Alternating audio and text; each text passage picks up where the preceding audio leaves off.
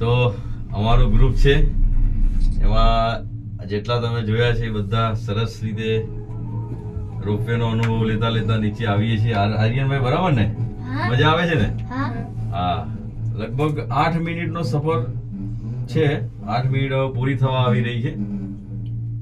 હવે અમે ગિરનારથી ઉપર અંબે માતાના મંદિરથી ભવનાથ તળેટી સુધી પહોંચવાની બિલકુલ તૈયારીમાં છે અને આજુબાજુનો નજારો બધા માણે છે રોપવે ની અંદર. ગિરનાર રોપવે, ગિરનાર રોપવે ખૂબ જ થ્રિલિંગ એક્સપિરિયન્સ થાય છે બધાને.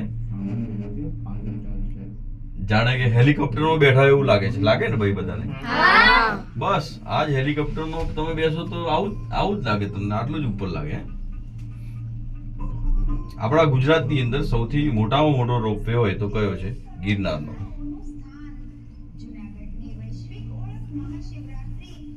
એટલે જ્યારે પણ ગિરનાર આવવાનું થાય તો એકવાર, આપણે એવું નથી કહેતા પણ વારંવાર, પણ એકવાર રોપવે નો અનુભવ લેવો જોઈએ. ખરેખર મજા આવે ને આર્યનભાઈ?